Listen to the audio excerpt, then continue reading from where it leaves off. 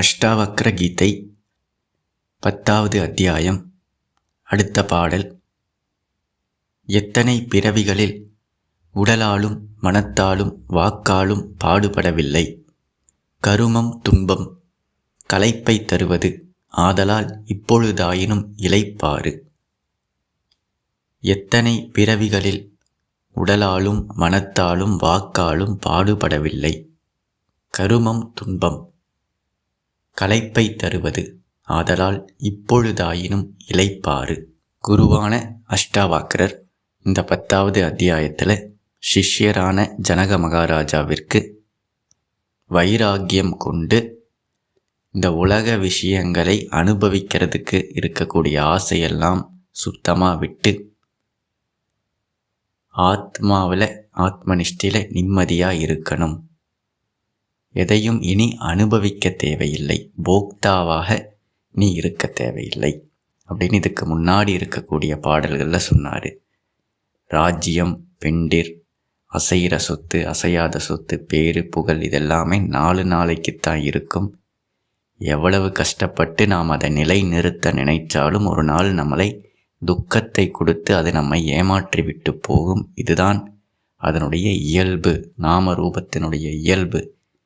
என்னைக்கு இருந்தாலும் அது நம்மளை விட்டு போகும். அதனால் நாளைக்கு நாசமாக போகக்கூடியதை இன்னைக்கே நீ விற்று. அதுவாக உன்னை விட்டு துக்கத்தை கொடுத்து போகிறதுக்கு முன்னாடி நீயாகவே வைராக்கியம் கொண்டு அதனுடைய இயல்பை நன்கு ஆராய்ந்து பார்த்து அதனை விட்டுவிடு. இனிமேல் போக்தாவாக, உலகத்தை அனுபவிக்கக்கூடிய போக்தாவாக நீ இருக்காதே. ஆத்மாவை அனுபவிக்கக்கூடிய ஞானியாக, ஆத்மனிஷ்டராக நீ இருக்கணும். அடுத்து இந்த பாடலில் எத்தனையோ ஜென்மமாக உடலாலும் மனத்தாலும் வாக்காலும் பாடுபடவில்லை. எத்தனை பிறவிகளில் எத்தனை உடல்கள் மூலமாக என்னென்ன காரியங்களை நாம் பண்ணியாச்சு. கருமம் துன்பமே களைப்பை தருவது. இத்தனை விஷயத்தை பண்ணி, இத்தனை உடம்பு, இத்தனை ஜென்மா எடுத்து கர்மங்கள், எண்ணற்ற கர்மங்களை பண்ணி செயல்களை செய்து இன்னைக்கும் நான் நிறைவடையவில்லை. எத்தனையோ விஷயத்தை பண்ணியாச்சு, எவ்வளவோ கஷ்டப்பட்டாச்சு, இன்னும் நிறைவை அடைந்த பாடில்லை. கருமம் செய்து நிறைவை அடைய முடியாது, அது களைப்பை தருவது. இப்பவாவது இந்த கர்த்தாவாக இல்லாமல் நீ ஆத்மாவாக இருந்து இளைப்பாறு. வீடு பேறு அடைந்து ரெஸ்ட் எடுக்கணும். இனி இந்த உலகத்தில் எதுவும் பண்ணுறதுக்கு இல்லை. இதுக்கு முன்னாடி இருக்கக்கூடிய பாடல்களில் இந்த உலகத்தில் இனிமேல் எதுவும் உருப்படியாக அனுபவிக்கிறதுக்குன்னு ஒன்று இல்லை. எல்லாமே நஸ்வரம், நசிஞ்சு போகக்கூடியது. அதுக்குன்ட்டு ஒரு இருப்பு இல்லாத ஜட பொருள். இதை தெரிஞ்சதுனால இனிமேல் உலகத்தில் எதுவும் அனுபவிக்கிறதுக்கு எதுவும் இல்லை. போக்தாவாக நீ இனி இருக்க வேண்டாம். இந்த பாடலில் உருப்படியாக இந்த உலகத்தில் பண்ணுறதுக்குன்னு உண்மையில் ஒன்றும் கிடையாது. எத்தனையோ ஜென்மமாக நீ பண்ணியாச்சு, பண்ணியும் ஒன்றும் உருப்பட்ட பாடில்லை. நீ நிறைவை அடைந்த பாடில்லை, நிம்மதியை அடைந்த பாடில்லை. அதனால் இனிமேல் நீ இந்த உலகத்தில் பண்ணுறதுக்கும் ஒன்றும் இல்லை. கர்த்தாவாகவும் நீ இருக்க வேண்டாம், போக்தாவாக இருக்க வேண்டாம். நீ ஆத்மாவாக இரு. கர்த்தாவாக இருக்க வேண்டாம், நீ ஆத்மாவாக இரு அப்படின்னு குருவானவர் சிஷ்யனுக்கு உபதேசம் செய்கிறார். எத்தனை பிறவிகளில் உடலாலும் மனத்தாலும் வாக்காலும் பாடுபடவில்லை. கருமம் துன்பம் களைப்பை தருவது. ஆதலால் இப்பொழுதாயினும் இளைப்பாறு. இந்த இளைப்பு ஆறுதலைத்தான் எல்லா ஜீவர்களும் தேடிக்கிட்டு இருக்காங்க. எப்படியாவது ஒரு நிம்மதி, நிறைவு, ஒரு அல்டிமேட் ரெஸ்ட். இனிமேல் எதுவும் தேவையில்லை, மனம் நிறையணும், நிறைந்து நான் ரெஸ்ட் எடுக்கணும் அப்படிங்கிறது தான் எல்லா ஜீவர்களும், இந்த மனிதர்களும் தேடிக்கிட்டு இருக்காங்க. ஆனால் அதையே இந்த அஞ்ஞானிகள்னால இந்த அல்டிமேட் ரெஸ்ட், ஞானிகளை தவிர இந்த மனித இனத்தில், ஹியூமன் ஸ்பீஷீஸில் ஞானத்தை அடைந்து ஆத்மனிஷ்டையில் இருக்கக்கூடிய ஞானிகளை தவிர மற்ற யாருமே ரெஸ்ட் எடுக்க முடியலை, இளைப்பாற முடியலை, நிறைவை அடைய முடியலை. ஏன், எதனால் அவங்க இப்படி அலைந்து கொண்டிருக்கிறார்கள்? கர்மத்து மேலே கர்மமாக பண்ணி அடுத்தடுத்த ஜெனரேஷன் ரொம்ப பிஸியாக எத்தனையோ காரியங்களை செய்கிறாங்க. ஆனால் இந்த இளைப்பாற முடியல, நிறைவை அடைய முடியல. எதனால் இந்த மனிதர்கள் இப்படி இருக்கிறாங்க அப்படின்னு நம்ம பார்க்கணும். ஒரு நாயை பார்த்தா கூட, ஒரு ஆடு மாடை பார்த்தா கூட, ஒரு பூனையை பார்த்தா கூட காலையில் 10-11 மணிக்கு பார்த்தோம்னா அது ஏதாவது ஒரு வீட்டுக்கு முன்னாடி படுத்து தூங்கிட்டு இருக்கும். ஆடு மாடெல்லாம் காலையில் 8 மணி 9 மணிக்கே புல்லையெல்லாம் மேய்ஞ்சிட்டு 11 மணிக்கு ஒரு மாடு அசை போட்டுட்டு ஒரு மரத்தடியில் படுத்துக்கிட்டு இருக்கும். ஒரு ஆடு தூங்கிக்கிட்டு இருக்கும், நாய் தூங்கிக்கிட்டு இருக்கும், பூனையெல்லாம் ரெஸ்ட் எடுத்துக்கிட்டு இருக்கும். இளைப்பாறுகிறார்கள். அவங்களுடைய வயிற்று பசி தீர்ந்த உடனேயுமே அவங்க ரெஸ்ட் எடுக்க ஆரம்பிச்சிடுறாங்க. நிறைவாக அமைதியாக அதனுடைய ஃபேஸை பார்த்தாவே நமக்கு ஒரு நிம்மதி தெரியும். வயிறு நிறைந்தவுடன் ஒரு நிம்மதி, அது இளைப்பாறுகிறது. ஆனால் அதே டைமில் மனுஷனை பார்த்தா பரபரக்க ஓடிக்கிட்டு இருக்கிறான். நைட்டு 11 மணி 12 மணி வரைக்கும் லைட்டை கண்டுபிடிச்சி லைட்டை போட்டு கஷ்டப்பட்டுக்கிட்டு இருக்கிறான். நாயை விட மோசமான ஒரு வாழ்க்கையை அவன் வாழ்கிறான். ஒரு நாய் எப்படி ரெஸ்ட் எடுக்குதோ, இளைப்பாறுகிறதோ, அந்த இளைப்பாறுதல் கூட ஒரு மனிதனுக்கு இல்லாமல் வாழ்வதற்கு என்ன காரணம்? 5 அறிவு இருக்கக்கூடிய அந்த மிருகங்களே இவ்வளவு ரிலாக்ஸ்டாக இருக்கும்போது ஏன் மனிதனுக்கு இத்தனை டென்ஷன், பதட்டம், களைப்பு? எதுக்கு இத்தனை ஹாஸ்பிட்டல், எதுக்கு இத்தனை ஃபார்மசி? இதற்கான காரணத்தை நாம் ஆழமாக விசாரித்து கண்டுபிடிக்கணும். மிருகங்களுக்குள் இல்லாத ஒன்று மனிதனுக்குள்ளே இருக்குது. மிருகங்களுக்குள்ள இல்லாத ஒரு வியாதி மனுஷங்களுக்குள்ளே இருக்குது, ஹியூமன் ஸ்பீஷீஸில் இருக்குது. அதுதான் அஞ்ஞானத்தினால் விளைந்த நான் அப்படிங்கிற அகங்காரம். நான் ஒரு தனிப்பட்ட ஜீவன் அப்படிங்கிற ஒரு கற்பனை, ஒரு பாவனை, ஒரு நம்பிக்கை இந்த மனிதனுக்குள்ளே இருக்குது. அது ஒரு நாய்க்குள்ளேயோ பூனைக்குள்ளேயோ ஆடு மாடுக்குள்ளேயோ கிடையாது. மாடுக்கு தெரியாது, நாய்க்கு தெரியாது நான் மாடாக இருக்கிறேன், நான் ஒரு நாயாக இருக்கிறேன் அப்படின்னு அதுக்கு தெரியாது. அதுக்கு இருக்கக்கூடியதெல்லாம் வெறும் வயிற்று பசி தான். அது தீர்ந்த உடனேயும் அது இளைப்பாறுகிறது. வேறு எந்த குறையுமே அது கிடையாது. ஆனால் மனிதனுக்கு அகங்கார பசி இருக்குது. வெறும் வயிற்று பசி மட்டும் கிடையாது. வயிற்று பசி மட்டும் இருந்தது அப்படின்னா நாம் இந்த அளவுக்கு வேலை செய்யணும், 12 மணி நேரம் 14 மணி நேரம் வேலை செய்யணும், லட்சக்கணக்கில் சம்பாதிக்கணுங்கிற அவசியமே கிடையாது. அப்போ நாம் எதுக்கு மனிதர்கள் இவ்வளோ வேலை செய்கிறாங்க அப்படின்னா அகங்கார பசியை தீர்த்து கொள்வதற்காக. நான் ஒரு தனிப்பட்ட இருப்பு, என் பேர் இது, நான் இவ்வளவு தான், நான் ஒரு சின்ன ஜீவன், எது கூடயோ அடையாளப்படுத்திக்கிட்டு அந்த அடையாளம் நான்கிற அடையாளம் தன்னுடைய பேங்க் பேலன்ஸு, தன்னுடைய வீட்டினுடைய அளவு, காரு, இதையெல்லாம் வச்சு கட்டப்பட்ட ஒரு கற்பனையான ஜீவாத்ம பாவம், அஞ்ஞானம். உண்மையில் நாம் நிறைவான ஆத்மா தான் இங்கே இருக்குது. அதை விட்டுட்டு தனிப்பட்ட ஜீவன், அந்த ஜீவனுடைய அடையாளம் பல செங்கல்லால் கட்டப்பட்டது. இப்போ அவனுக்கு இன்ஃபீரியாரிட்டி காம்ப்ளெக்ஸ். என்னை விட சமுதாயத்தில் பெரிய பெரிய ஆளெல்லாம் இருக்கிறாங்க, நான் பெரிய ஆளாகணும். ஒவ்வொரு குழந்தையையும் ஒரு ஸ்கூலில், ஒரு யூனிவர்சிட்டி, ஒரு சமுதாயம் என்ன என்கரேஜ் பண்ணுது? நீ பெரிய ஆளாகணும். ஒரு ரோல் மாடலை காட்டி நீ பெரிய ஆளாகணும், பெரிய ஆளாகணும். அதுவே ஒரு நாய்க்கு, ஒரு நாய்க்குட்டிக்கு அவங்க அம்மா நீ ஒரு பெரிய நாயாகணும், இந்த தெருவிலேயே பேர் புகழ் மிக்க ஒரு பெரிய நாயாகணும், இதுதான் உன்னுடைய ரோல் மாடல் நாய் அப்படின்னு எந்த நாயும் தன்னுடைய குழந்தைக்கு சொல்கிறதே கிடையாது. பால் ஊட்டும், சாப்பாடு ஏதோ கொண்டு வந்து கொடுக்கும், உடம்பு மட்டும்தான் வளரும். அகங்காரத்தை வளர்க்குறதுக்கு எந்த நாயும் பாடுபடுறதில்லை, எந்த மாடும் பாடுபடுறதில்லை, எந்த ஆடும் பாடுபடுறதில்லை. ஆனால் மனுஷன் மட்டும்தான், ஹியூமன் ஸ்பீஷீஸ் மட்டும் உடம்பை மட்டும் வளர்த்தால் பத்தாது, நீ ஒரு பெரிய ஆளாகணும், சமுதாயத்தில் பெரிய ஆளாகணும். இந்த கற்பனையான பாவனையை ஊட்டி வளர்க்கிறது. அதுக்குத்தான் இந்த சமுதாயம் என்கரேஜ் பண்ணுது.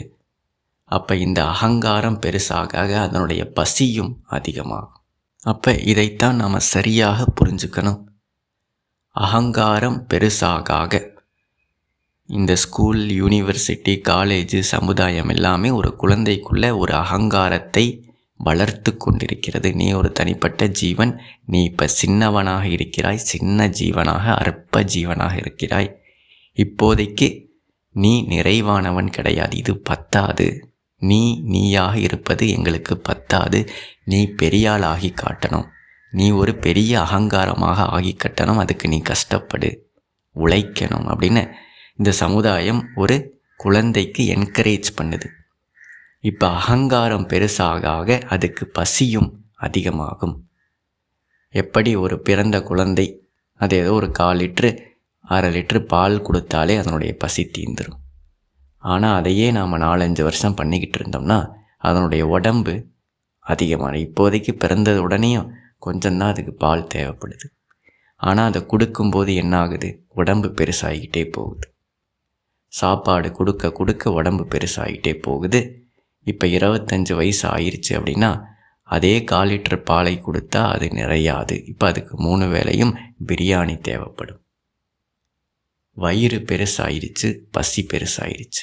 ஏதோ பசிக்குது, அழுகுதுன்னு அந்த குழந்தைக்கு பாலை கொடுத்தா இன்றைக்கி வயிறு பெருசாயிருச்சு, பசி பெருசாயிருச்சு. இன்றைக்கி அதிகமாக அதற்கு தேவைப்படுகிறது.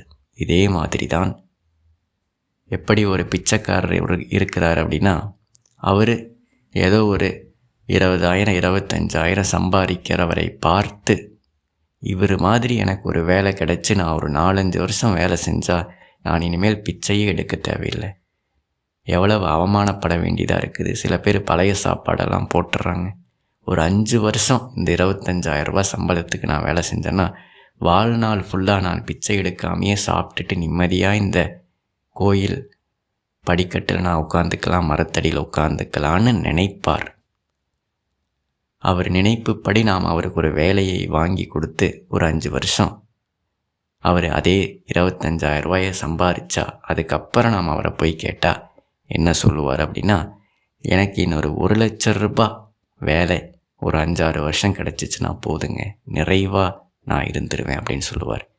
ஏன் இப்படி அவருக்கு இந்த நிறைவு வரலை? 5 வருஷத்துக்கு முன்னாடி நீங்கள் என்ன சொன்னீங்க? 5 வருஷம் சம்பாதிச்சா போதும், நான் நிம்மதியாக இதே படிக்கட்டில் உட்காந்துக்கிட்டு அதை சம்பாதிச்ச காசை வச்சுட்டு சாப்பிட்டுட்டு தூங்கிடுவேன்னு சொன்னீங்க. ஆனால் இன்றைக்கி என்னடான்னா 1,00,000 ரூபாய் வேலை இருந்துச்சுன்னா எனக்கு ஒரு தனியாக வீடு கட்டிக்குவேங்க, ஒரு பைக்கு வாங்கிக்குவேன்ட்டு இப்போ ஆசை வேறு மாதிரி இருக்குது. நீங்கள் சொன்ன அந்த நிறைவை ஏன் அடையலை அப்படின்னு அதற்கு காரணத்தை தேடி பார்த்தால் இந்த 5 வருஷத்தில் அவருடைய அகங்காரம் பெருசாயிடுச்சு. பிச்சை எடுத்துக்கிட்டு இருந்தபோது ஒரு சின்ன அகங்காரம், சின்ன அகங்காரத்துக்கு சின்ன பசி. நான் ஒரு பிச்சைக்காரன், எனக்கு என்னங்க தேவை? ஒரு 2 வேளை சாப்பாடு. இப்போ 5 வருஷம் வேலை செஞ்சதில் நான் ஒரு மிடில் கிளாஸ் பர்சன், நான் ஒரு குடும்பஸ்தன், நான் ஒரு பெரிய ஆள், நான் பிச்சைக்காரன் கிடையாது, நான் 25,000 சம்பாதிக்கக்கூடிய ஒரு தனிப்பட்ட மனிதன். எனக்கும் ஒரு அடையாளம் இருக்குது இந்த சமுதாயத்தில்.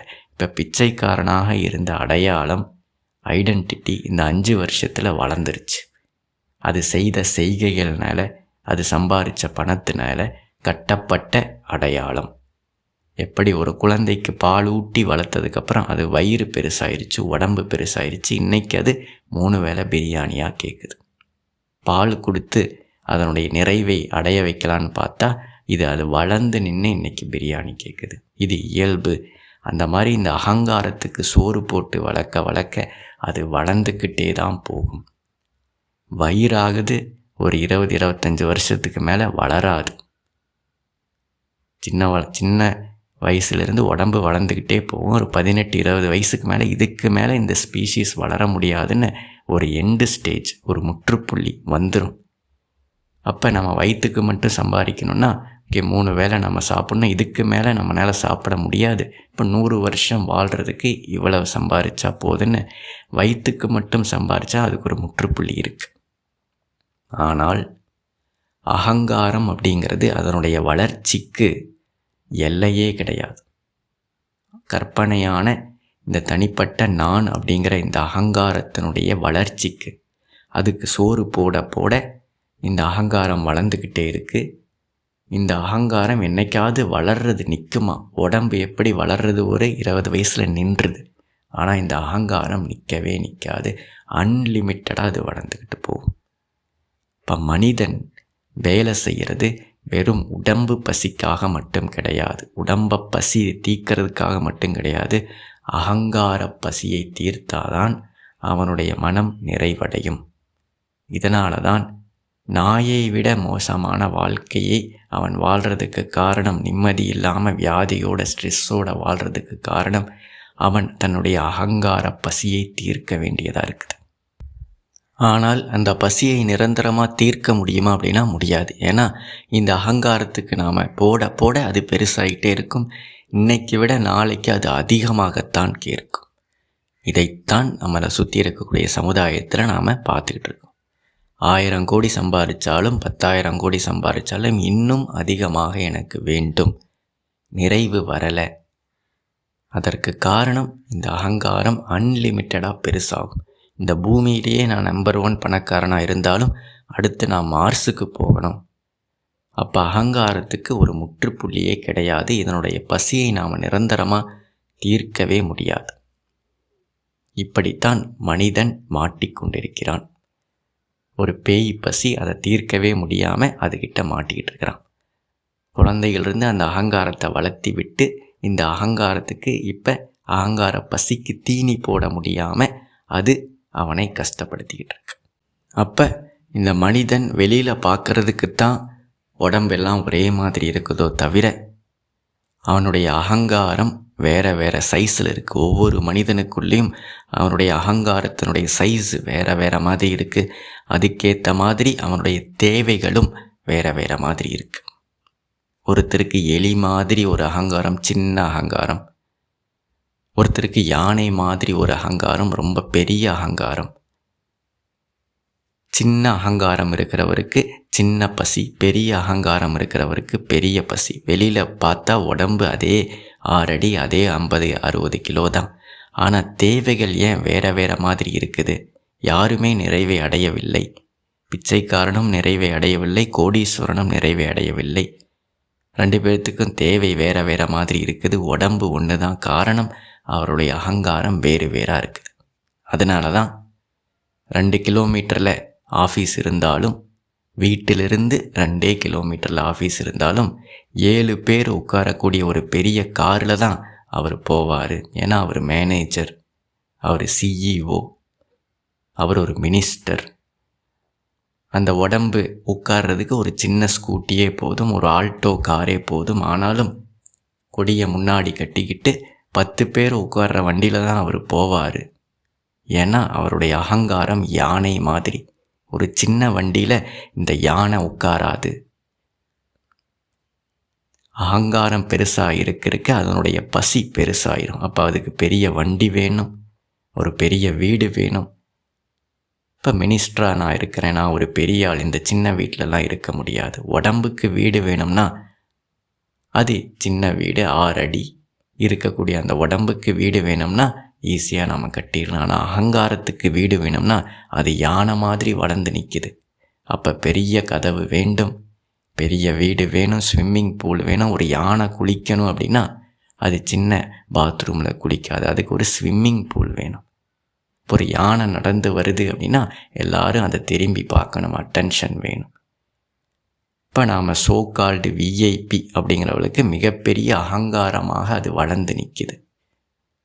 அப்போ நாம் எல்லா ஃபங்க்ஷன்லேயும் இந்த ஸ்கூலு, காலேஜு, யூனிவர்சிட்டி, சமுதாயத்தில் பல நிகழ்ச்சிகள் நடக்கும். ஆர்கனைசேஷன் ஏதாவது பண்ணாங்கன்னா அந்த சீஃப் கெஸ்ட்டாக ஒரு பேர் யாராவது 2-3 பேர்த்த கூப்பிட்ருப்பாங்க. அவங்களுக்கும் முன்னாடி தனி ரோலில் பெரிய பெரிய சோஃபாவாக நம்ம போட்டு வைக்கணும்.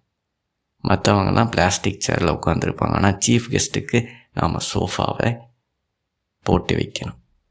நிகழ்ச்சி ஆர்கனைஸ் பண்ணுறதெல்லாம் ஒரு பிரச்சனை, இந்த சீஃப் கெஸ்ட்டை மேனேஜ் பண்ணுறது ஒரு மிகப்பெரிய பிரச்சனை. ஏன் அப்படின்னா உட்காந்து பிளாஸ்டிக் சேரில் உட்காந்துட்ருக்கிறவங்கெல்லாம் அவங்க வெறும் எலி, அகங்காரத்தில் எலி. ஆனால் வரக்கூடிய சீஃப் கெஸ்ட்டு அகங்காரத்தில் யானை. அப்போ யானை உட்காரணுன்னா பெரிய சோஃபா நாம் போட்டு வைக்கணும், மதிப்பு கொடுக்கணும், மரியாதை கொடுக்கணும். ஏன்னா யானை பசி, பெரிய அகங்காரத்துக்கு பெரிய பசி. அதுக்கு நாம் கொஞ்சம் அட்டென்ஷனில் குறையை நாம் கொடுத்துட்டோம்னாலும் அவங்களுக்கு கோபம் வந்துடும். அதனால் இந்த ஆர்கனைசேஷனில் ஒரு டென்ஷனில் இருப்பாங்க. அப்போ நாம் சமுதாயத்தில் பார்க்கக்கூடிய இந்த சீஃப் கெஸ்ட்டு, விஐபி, பெரிய ஆளுங்கள்லாம் உடம்பு தான் மனிதர்களை மாதிரி இருக்குதோ தவிர அவருடைய அகங்காரம் யானை மாதிரி. அதனால தான் சின்ன சின்ன விஷயத்தில் அவங்களுக்கு சாட்டிஸ்ஃபேக்ஷன் வராது. பிளாஸ்டிக் சேரில் உட்கார சொன்னால் அவங்களுக்கு கோபம் வந்துடும். நான் இவ்வளோ பெரிய ஆள், எனக்கு பிளாஸ்டிக் சேரா? உடம்பு அதே தான், அதே 6 அடி தான், அதே 50 கிலோ 60 கிலோ தான். ஆனால் அகங்காரம் யானை மாதிரி. அதனால் அவங்களுக்கு ஒரு ஸ்பெஷல் ட்ரீட்மெண்ட், பெரிய சோஃபா, பெரிய காரு, பெரிய வீடு, மதிப்பு, மரியாதை, அட்டென்ஷன் அதிகமாக. நான் வர்றேன், யாருமே என்னை கண்டுக்க மாட்டேங்கிறாங்க. இப்போ அவங்களுக்கு கோபம் வந்துடும். அகங்காரம் பெருசாக இருக்கும்போது பசியும் அதிகமாக இருக்கும், அட்டென்ஷன் அதிகமாக தேவைப்படும். இதை நாம் புரிந்து கொண்டோம் என்றால் நாம் இனிமேல் இந்த எல்லாரும் மனிதர்கள் எல்லாம் ஒன்று, ஏன் இந்த விஐபி ட்ரீட்மெண்ட்டு நம்ம பேசவே மாட்டோம். ஏன்னா நாமெல்லாம் ஒன்று கிடையாது. அகங்காரத்தில் ஒருத்தர் எலியாக இருக்கலாம், ஒருத்தர் யானையாக இருக்கலாம். அவங்க அகங்காரத்துக்கு ஏற்ற மாதிரி அவங்களுக்கு தீனி போட வேண்டியது இருக்குது. அகங்காரங்கிறது நம்ம கண்ணுக்கு தெரியல அப்படிங்கிறதுனால இந்த மாதிரி ஃபிலாசபியெல்லாம் நம்ம பேசிக்கிட்டு இருக்கிறோம். கண்ணுக்கு தெரிஞ்சால் நமக்கு குழப்பமே கிடையாது. ஓ, இவருக்கு பெரிய அகங்காரம் இருக்குது, அதனால தான் இவருக்கு தனி சோஃபா தேவைப்படுது, பெரிய வண்டி தேவைப்படுது. இந்த சூக்ஷ்மத்தை நாம் புரிஞ்சுக்கிட்டோம்னா நம்மளை சுற்றி நடக்கக்கூடிய விஷயங்களை பார்த்து நமக்கு எந்த குழப்பமும் இருக்காது. தேவையில்லாத இந்த ஃபிலாசபியெல்லாம் நம்ம பேச மாட்டோம். எல்லாரும் ஒன்று, மனிதர்கள் எல்லாம் ஒன்று கிடையாது. எதற்காக ஒரு சின்ன ஸ்கூட்டிலேயோ எலக்ட்ரிக் வண்டியிலையோ சத்தமில்லாமல் போக முடியும். ஆனால் நான் புல்லட்டில் தான் போவேன். இருக்கிற வண்டியினுடைய சைலன்சரை நான் கழட்டி வச்சுட்டு பெரிய ஓட்டையில் நான் வந்தேன்னா 4 தெரு திரும்பி பார்க்கணும். இப்போ அந்த புல்லட்டில் போகிறது, அந்த சவுண்டை கேட்டால் தான் அவருக்கு சந்தோஷமாக இருக்குன்ட்டு அவர் சொல்லுவார். ஆனால் உண்மையில் அவருடைய காதை மட்டும் கேட்டால், உண்மையில் உனக்கு இது சந்தோஷமாக இருக்குது அப்படின்னு கேட்டால், எனக்கு எங்கேங்க சந்தோஷமாக இருக்குது, நான் இதை கேட்கவே இல்லை. நீங்களாவது எப்பாவது வரும்போது போகும்போது ஒரு 5 நிமிஷம் ஒரு நாளைக்கு டிஸ்டர்ப் ஆகுறீங்க. நான் இந்த வண்டி ஓட்டும் போதெல்லாம் என் காது ஜவ்வே கிழிஞ்சிரும் போல இருக்குது. நான் இதை கேட்கவே இல்லை. இவர் பண்ணுறது இவருடைய அகங்காரத்துக்காக. நான் ஒரு பெரிய ஆள், நான் வரும்போது எல்லாரும் அட்டென்ஷனை கொடுக்கணும் அப்படிங்கிறதுக்காக, இந்த பெரிய அகங்காரத்துக்காக இந்த சைலன்ஸ் ஓட்டையும் அவர் பெருசு பண்ணி வச்சிருக்கிறாரு. தங்க நகைகள் எல்லாம் போட்டுக்கிட்டு நான் ஃபங்க்ஷனுக்கு போகணும். அது எதுக்காக? அந்த கழுத்து கேட்டுதா? இந்த தங்க நகையை என் மேலே போடுங்க அப்படின்னா கழுத்து கேட்கலை, காதும் கேட்கலை, மூக்கும் கேட்கலை, அகங்காரம் கேட்டது. அப்போ மனிதன் பண்ணக்கூடிய இந்த சர்க்கஸ் எல்லாமே அகங்கார பசி அப்படிங்கிறதான். கண்ணுக்கு தெரியாத இந்த அட்டென்ஷன் சீக்கிங், அகங்கார பசிக்காக தான் இவ்வளவு அவன் கஷ்டப்பட்டுட்டு இருக்கிறான். அதனால தான் நாயை விட மோசமான வாழ்க்கையை வாழ வேண்டியது இருக்குது. அப்போ இந்த அஞ்ஞானத்தினால விளைந்த அகங்காரத்தினுடைய மெக்கானிக்ஸை நாம் சரியாக புரிஞ்சுக்கணும். குழந்தைக்குள்ளே கொஞ்சம் கொஞ்சமாக இந்த அகங்காரம் வளருது. வளர வளர அதற்கான பசியும் அதிகமாகுது. ஒவ்வொரு 4-5 வருஷமும் நம்மளுடைய அகங்காரம் புதிதாக பெரிதாக மாறிவிடும். நாம் எந்த பொசிஷனில் இருக்கிறோமோ, என்ன வேலை செய்கிறோமோ, என்ன நமக்கு பணம் கிடைக்குதோ, சொத்து மதிப்பு இருக்குதோ, அதை வைத்து ஒரு புது அடையாளத்தை அது உருவாக்கி கொள்ளும். இது ஒரு ஆட்டோமேட்டிக் ப்ராசஸ். இதை நாம் கான்ஷியஸாக நாம் செக் பண்ணலை, கண்ட்ரோலில் வைக்கலைன்னா இது வளர்ந்துக்கிட்டே தான் போகும். அப்படி வைக்க முடிந்தவர் ஞானி மட்டுமே. மற்றவங்களுக்கெல்லாம் அது ஒரு ஆட்டோமேட்டிக் ப்ராசஸில் அகங்காரம் வளர்ந்துக்கிட்டே இருக்கும். வளர வளர அதனுடைய பசியும் அதிகமாகிட்டே இருக்கும். சின்ன அகங்காரமாக இருந்தால் சைக்கிளோ பைக்கோ போதும். கொஞ்சம் பெரிய அகங்காரத்துக்கு காரு வேணும். அதை விட பெரிய அகங்காரத்துக்கு பெரிய காரு வேணும். அதை விட பெரிய அகங்காரத்துக்கு ப்ரைவேட்டு ஜெட்டு, ஹெலிகாப்டர் தான் அது போகும். அதுக்கப்புறம் அது ஸ்பேஸுக்கு போகும், மார்ஸுக்கு போகும். அப்போ அகங்காரங்கிறது அதுக்கு எல்லையே இல்லாமல் மாறிக்கொண்டே போகும். அதனால் அதனுடைய பசியை நிரந்தரமாக தீர்க்கவே முடியாது. மேலும் மேலும் அதுக்கு பசிக்கும். இதனால தான் மனிதன் அப்படிங்கிற ஸ்பீஷீஸ் இவ்வளவு ஸ்ட்ரெஸ்ஃபுல்லாக இருக்கிறதுக்கும், இந்த என்விரான்மெண்ட்டை ஸ்பாயில் பண்ணுறதுக்கும். ஒரு நாயோ கழுதையோ மாடோ கொஞ்சம் இந்த பூமியிலிருந்து எடுத்துக்கிட்டு நிம்மதியாக இருந்து அது இறந்துருது. எந்த பிரச்சனையும் கொடுக்காம, யாருக்கும் எந்த பாதிப்பையும் கொடுக்காம. ஆனால் மனிதன்கிற இந்த ஸ்பீஷீஸ் இந்த மொத்த பூமியையும் கெடுத்து பொல்யூட் பண்ணி மற்ற எல்லா ஸ்பீஷீஸுக்கும் கெடுதல் வர்றதுக்கு காரணம் அவனுக்குள்ளே இருக்கக்கூடிய இந்த அகங்கார அஞ்ஞான வியாதி. வெறும் வயிற்று பசிக்கு மட்டும் அவன் வேலை செஞ்சுருந்தான்னா இத்தனை கெடுதல் கிடையாது. அகங்கார பசி, தீர்க்க முடியாத ஒரு அகங்கார பசியை அவன் தீர்க்க ட்ரை பண்ணும்போது எங்கிருந்து அவன் இந்த பசியை தீர்க்கிறான்? இந்த பூமியிலிருந்து எடுத்து தான். எல்லா பிச்சையையும் இந்த பூமியிலிருந்து தான் நாம் எடுக்கணும். அது வயிற்று பிச்சையாக இருந்தாலும் சரி, அகங்கார பிச்சையாக இருந்தாலும் சரி. பெரிய வீடு, பெரிய காரு வேணும்னா இந்த பூமியிலிருந்து தான் சுரண்டி எடுக்கணும். மற்ற ஸ்பீஷீஸ்கிட்டேருந்து தான் பிடுங்கி சாப்பிடணும். இப்படி சாப்பிட்டும் இதுவரைக்கும் ஒரு அகங்கார பசி கூட நிரந்தரமாக நிறைவை அடைந்ததா சரித்திரமே கிடையாது. எத்தனை கோடி கொடுத்தாலும் இந்த அகங்கார பசி தீராது. யாருக்குமே இந்த மனித சமுதாயத்தினுடைய என்டையர் ஹிஸ்ட்ரி எடுத்து பார்த்தா ஒரு அகங்கார பசியாவது தீர்ந்ததா, நிறைவாக நிரந்தரமாக தீர்ந்ததான்னா கிடையவே கிடையாது. அப்படி இருந்தும் ட்ரை பண்ணிக்கிட்டே இருக்கிறான் அப்படின்னா அவனுக்கு விவேகமே வேலை செய்யலை. இந்த அகங்கார வியாதியினால், பேய் பசியினால தான் அவனும் கஷ்டப்பட்டுக்கிட்டு இருக்கிற எல்லாத்தையும் இந்த பூமியில் கஷ்டப்படுத்திக்கிட்டு இருக்கிறான் அப்படிங்கிறத நாம் தெளிவாக தெரிஞ்சுக்கணும். அஞ்ஞானம்னு ஒன்று இருக்குது. தனிப்பட்ட ஜீவாத்ம பாவம் இருக்கும்போது அதுக்கு நாம் சோறு போடாமல் விட்டால் அது பசியில் கதறிக்கிட்டே இருக்கும். குறை இருக்குதுன்னு. சோறு போட்டால் அது பெருசாயிரும். நாளைக்கு இதை விட அதிகமாக கேட்கும். இப்போ புலி வாழை பிடிச்ச கதையாக பிடிக்கவும் முடியலை, விடவும் முடியலை. அகங்காரத்துக்கு சோறு போடலைன்னா அது குறையுடையே இருக்கும், டிப்ரெஷனில் இருக்கும், கவலையில் இருக்கும். சோறு போட்டால் இன்றைக்கை விட நாளைக்கு அது பெருசாக கேட்கும். இப்படிப்பட்ட நிலையில் மாட்டிக்கிட்டு முழிக்கிறது தான் மனித சமுதாயம். இப்போ இதிலிருந்து நாம் விடுபடணும், விடுதலை அடையணும்னா ஞானம் மட்டுமே. என்னுடைய உண்மையான அடையாளம் நான் ஆத்மா, நான் நிறைவானவன், இங்கே இருக்கிறது பிரம்மம் மட்டுமே தான் இருக்குது. என்னுடைய உண்மையான ஸ்வரூபம் அது நிறைவான ஆத்மஸ்வரூபம். நான் ஒரு தனிப்பட்ட ஜீவன் கிடையாது. என்னுடைய உடம்போ மனசோ சொத்து மதிப்போ என்னுடைய அடையாளத்தை நிர்ணயம் செய்வது கிடையாது. நான் நிரந்தரமான பிறப்பு இறப்பு இல்லாத ஆத்மா அப்படின்னு ஏற்கனவே நான் அப்படித்தான் இருக்கிறேன்னு சத்சங்கத்தின் மூலமாக ஞானத்தை அடைந்து ஆத்ம நிஷ்டையில் இருந்தால் மட்டும்தான் இந்த அகங்கார பசியிலிருந்து நமக்கு தீர்வு கிடைக்கும். இப்படி நான் இருக்கும்போது அகங்காரம் என்னமாகும்? அது வெறும் கற்பனைன்னு அழிஞ்சு போயிடும். இப்போ எனக்கு அகங்கார பசி இல்லை. ஏன்னா அகங்காரம் ஞானத்தினால அது எரிக்கப்பட்டது, ஞானத்தீயினால் பொசுக்கப்பட்டது. இப்போ அகங்காரமே இல்லை. ஒரு ஞானியை நீங்கள் யாருன்னு கேட்டால் நான் நிறைவான ஆத்மா. அப்போ அகங்கார பசி போயிடுச்சு. இப்போ அவருக்கு மீதி இருக்கிறது என்னது? வயிற்று பசி. எப்படி ஒரு நாய்க்கோ, ஒரு மாட்டுக்கோ, ஒரு ஆட்டுக்கோ, ஒரு பூனைக்கோ வயிற்று பசி மட்டும் இருந்து அது நிறைவானதுக்கப்புறம் ஒரு மரத்தடியில் இளைப்பாறுகிறதோ, அதே மாதிரி ஒரு ஞானி கோவணத்தை கட்டி கொண்டு மரத்தடியில் ஏதோ ஒரு பிச்சை எடுத்து வயிற்று பசியை போக்கி கொண்டு நிறைவாக அவர் இருக்கிறார். திரும்பவும் ஒரு நாய் அளவுக்காவது ஒரு நிறைவான ஒரு வாழ்க்கை, அதைவிட ஞானத்தை அடைந்து மேலான ஆனந்தத்தில் இருக்கக்கூடிய ஒரு வாழ்க்கை. இன்னைக்கு அவருக்கு வயிற்று பசி மட்டும் மிஞ்சி இருக்குது, அகங்கார பசி மிஞ்சி இல்லை. அதனால் அவர் கஷ்டப்படாமல், தன்னுடைய உடம்பு மனசையும் கஷ்டப்படுத்திக்காமல், இந்த சமுதாயத்துக்கும் எந்த கஷ்டத்தையும் கொடுக்காம, பூமிக்கும் பாரமாக இல்லாமல் வாழக்கூடிய ஒரு பூர்ணராக, இதுதான் ஹியூமன் ஸ்பீஷீஸினுடைய உச்சக்கட்ட எவல்யூஷன் ஞானம்.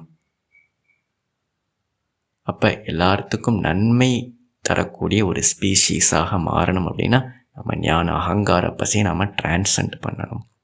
இதை தவிர வேறு எந்த வழியுமே கிடையாது. அகங்கார பசியை நான் ஏதாவது செய்து தீர்க்கலான்னு போனால் அதுக்கு முடிவே கிடையாது. அதைத்தான் நம்ம சமுதாயத்தில் பார்த்துக்கிட்டு இருக்கிறோம். பெருசாக அகங்காரம் வளர்ந்துக்கிட்டே போகுது. அதனுடைய தேவையும் ஜெனரேஷன் ஆஃப்டர் ஜெனரேஷன் வளர்ந்துக்கிட்டே போகுது. அதனால் பிரச்சனை தான் அதிகமாகுது. இதிலிருந்து மனக்குறை, அகங்காரக்குறையை நிறைவு செய்யணும்னா ஞானம் மட்டுமே ஒரே வழி. தன்னுடைய உண்மையான அடையாளத்தை நாம் தெரிஞ்சுக்கணும். ஏன்னா இல்லாத ஒரு அகங்காரம் வெறும் கற்பனையாக விளைந்தது. அதை நாம் எந்த பொருளை கொடுத்தும் தீர்க்க முடியாது. இருக்கக்கூடிய வயிறு அதை சாப்பாட்டை போட்டால் நிறைஞ்சிரும். இல்லாத ஒரு அகங்காரம் எதை போட்டாலும் நிறையாது. அது வெறும் கற்பனை பாவனை. அதனால் அதை எவ்வளவு வேணாலும் நம்ம வளர்த்திக்கலாம். நான் பெரிய ஆளுன்னு அந்த பாவனையை நாம் அளவில்லாமல் வளர்த்திக்கலாம். ஏன்னா அது வெறும் கற்பனை. இந்த கற்பனையை ஞானத்தினால் கலைந்து ஆத்மா நான் இந்த உண்மையை தெரிந்து கொண்டால் மட்டுமே நாம் இளைப்பாற முடியும். இதுதான் வீடு பேர் ஃபைனல் ரெஸ்ட். இந்த பேய் பசி அடங்கியது, அகங்கார பசி அடங்கியது, ஆட்டி வைத்த மிருகமின்று அடங்கிவிட்டதடா. அமைதி வெள்ளம் முழு மனதில் கோயில் கொண்டதடா. இது அடங்குனாத்தான், ஞானத்தில் அடங்குனாத்தான் வெறும் சாப்பாடு சாப்பிட்டு தண்ணியை குடிச்சிட்டு நிம்மதியான ஒரு நிறைவை நாம் அடைய முடியும்.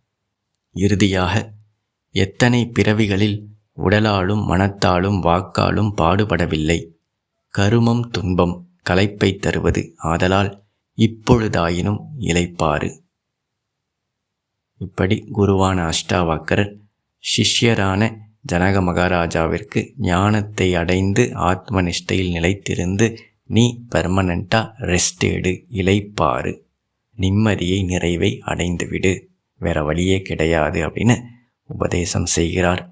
மேலும் பாடல்களை நாம் அடுத்த பதிவில் பார்ப்போம். நன்றி.